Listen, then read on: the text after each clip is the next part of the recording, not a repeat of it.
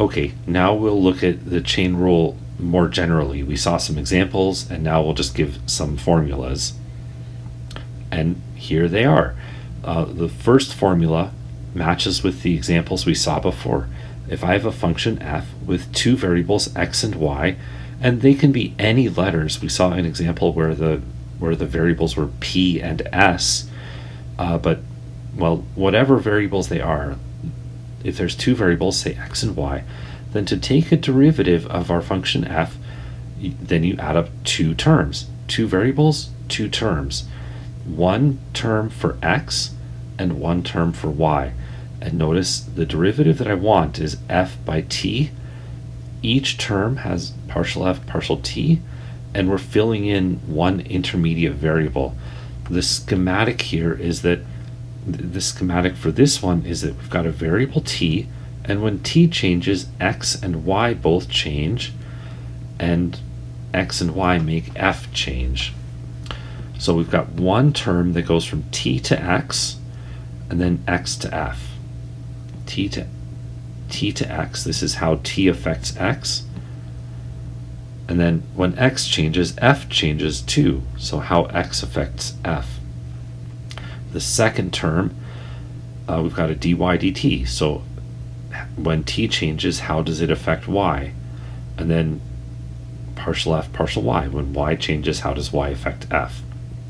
So when t changes, the effects to f go through both of these routes, through x and through y, and we've got one term for each. It's pretty similar if there are three variables. That three variables, x, y, z, then three terms. One term for x, one term for y, and one term for z. The schematic here is that when t changes, that causes x to change with some certain rate of change. And then when x changes, that causes f to change with some certain rate of change. But at the same time, when t changes, it causes y to change with some certain rate of change, and y causes f to change, and t also causes z to change, and z causes f to change. So all these routes from t to f, each one of them gets one of these terms.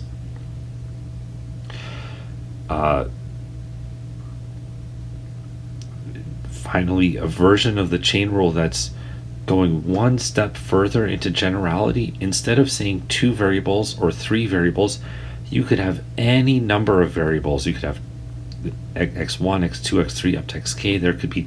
This could be two variables or three variables or four or any number. Then you will have that many terms. One term for x1, one term for x2, one term for x3, and so on until the end, the last variable xk. In each of those terms, you have df, the function you're trying to find the derivative of. And also maybe these x's might have a bunch of variables in them. It doesn't just have to be a t. There could be an s and a t, or a t1, t2, t3, or any number of variables. And the idea here is we're going to let tj change and keep the rest constant. So tj, that's just one of the t's. That would be the variable, and the rest of the t's are constant. So say this was t2, then t1 is constant, t3 is constant, all the rest of them are constant. And so that's just a regular partial derivative. One of them is variable and the rest are constant. Each term has that tj, because all the rest of them are constant. This is the one that's changing. So this formula here is just a more flexible version of the formulas in the previous box, because you can have any number of x's, and the x's can have any number of variables inside them. So those are different versions of the statement of the chain rule. Here's one more example. So g of r theta is r squared plus r times sine theta, and r is u plus v, and theta is u minus v. And let's find the derivatives of g with respect to u and v. Then the derivative, sorry, I meant the derivative with respect to u would be partial g partial r partial u plus partial g partial theta partial u. So g depends on r and theta. Those are the two variables that go into g. So I'm going to have one term for each of r and theta. Now partial g with respect to r is 2r plus 1 sine theta.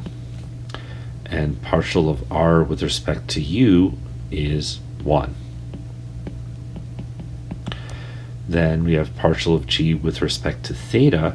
That's r squared plus r cosine theta. And partial of theta with respect to u is also 1. So this is just 2r plus 1 sine theta plus r squared plus r cosine theta. And that might be how we leave the answer. Sometimes you want to rewrite that with the u's and v's. It depends on what you're going to do next. If you're using this for the next step in a problem, you might need the u's and v's in there, or you might not. So both of these are valid. Leaving it with r and theta, or putting in the r equals u plus v and the theta equals u minus v. It just depends on what the question is asking for or what you need for your next step. Let's find the partial derivative of g with respect to v. It would be, sometimes I like to say you make the partial of g with respect to v and you open it up to make room, and then you fill in the variables that can go here. Well, an r could go here, or a theta could go here, so fill in theta. Now the partial of g with respect to r is the same thing we found before, and now we have to look at the partial of r with respect to v, and apparently that's 1. Well, not much has changed yet. Then we'll have the partial of g with respect to theta, and again that's the same thing we had before. Finally, something is going to change here. The partial of theta with respect to v. Partial of theta with respect to v is not 1, it is minus 1. So these two lines are all the same except for that minus 1. So let's see, this partial derivative is 2r plus 1 sine theta minus r squared plus r cosine theta. And if we wanted to leave it with r's and thetas, that would be the partial derivative. If we wanted to put in the u's and v's, then we could, I wrote u plus v there. Theta is actually u minus v. Where was I? U plus v squared plus u plus v cosine of u minus v. And that also would be a valid answer, and sometimes you want the answer to have the u's and v's in there. So you could just plug those in. Wherever there was an r, I put in u plus v, and wherever there was a theta, I put u minus v, according to the given information in the problem. Okay, I hope that made sense.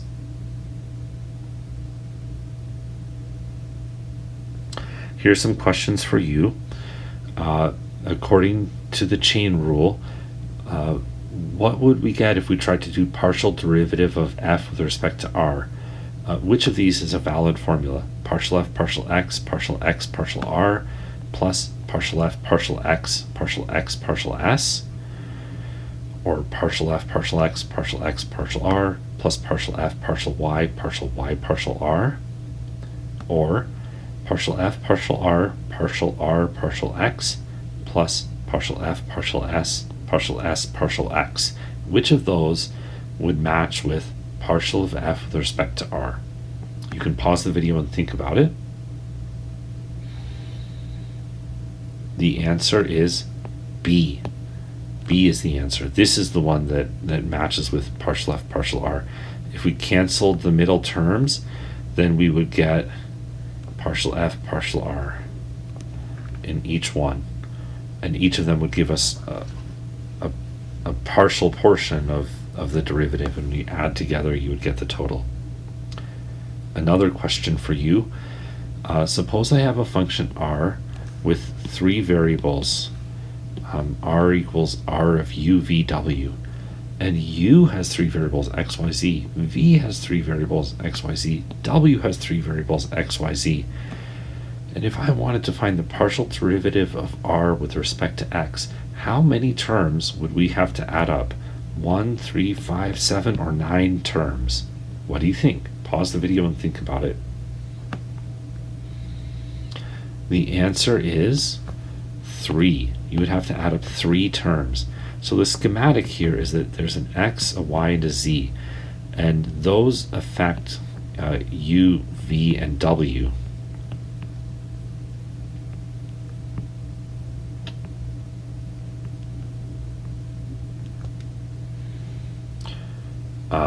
When x, y, and z change, then u, v, and w change, and those affect r. So when something in the first layer changes, that affects the second layer, and the second layer affects the third layer, r. We're doing a partial derivative of r with respect to x, and that means that the y and the z don't matter. Those are being held constant. So the only things that matter are x and u, v, w, and r. So x changes u and u changes r, so we need one term for that. X changes v and v changes r, we need one term for that. X changes w and w changes r, we need one term for that. So one term for u, one term for v, and one term for w. 3 terms.